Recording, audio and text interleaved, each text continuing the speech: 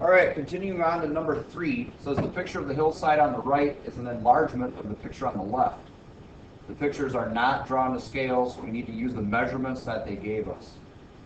So A, it says use a ratio table or an equation. Calculate the measurements of the unknown dimensions, the height and the diagonal of the larger picture.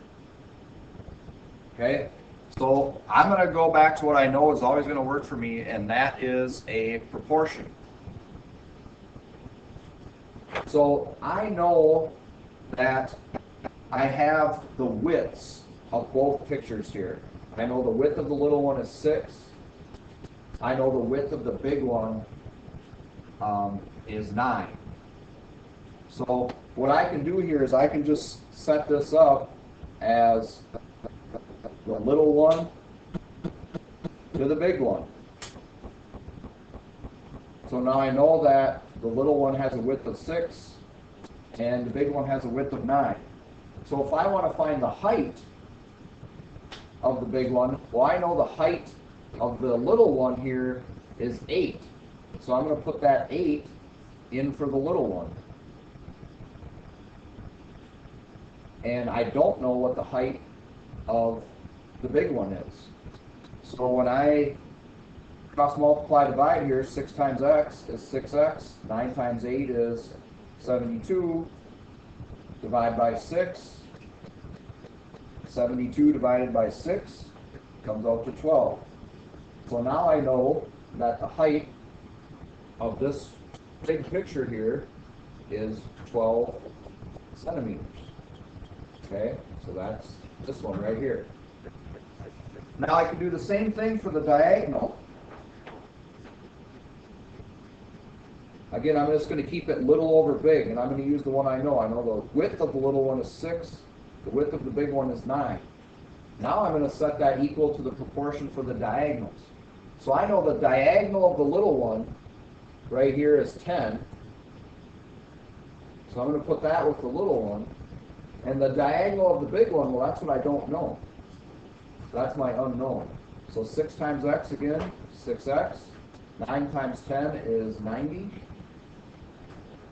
And divide by 6, x will equal 15.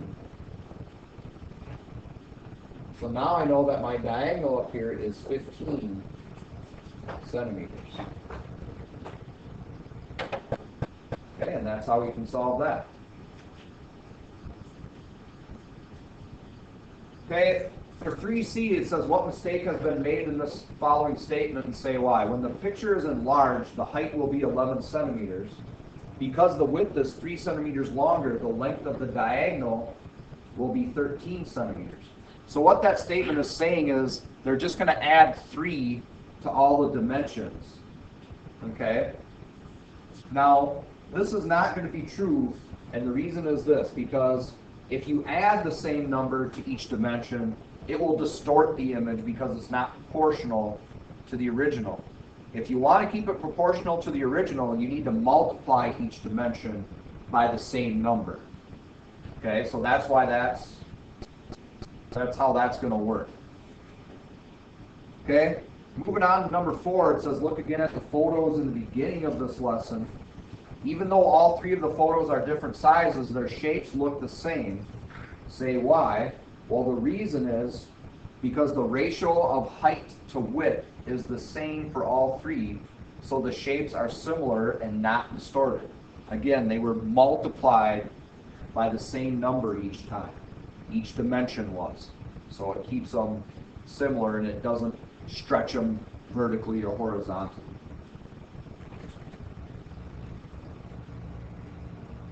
On to number 5 here, each of the widths of the photos in problem 1 are proportional to each other. Say why, say what this means and justify your answer. Well, what it means is when you reduce or enlarge, all distances stay in proportion. Okay, if we go back to problem 1, what we would have come up with is that if we took 5/3 times the height, we would get the width. And so if we try the 1.8 here in our calculator, So again, a fraction, I'm going to enter that with parentheses. I get the 3, which if you go back to problem number 1, you'll see that that's the answer we got. Also here, we could try it with the 9, if we put the height of 9 in there, and tried that. So 5/3, and we put the 9 in there. We get 15, just like we got when we did the problem originally. Okay, number 6, if you measured the dimensions of the pictures in problem 3 using inches instead of centimeters, you would calculate the same ratio. Say why? Well, the reason is, the answer is yes. And the reason is everything would work the same. It would just be in inches instead of centimeters. Okay? Basically is all that would change for that. But we would still get the same ratio. And to close this up here, it says what happens to the ratio of the dimensions when an object is enlarged or reduced? Well, what happens to the ratio is it will remain the same. And it remains the same so it doesn't distort the picture. Okay?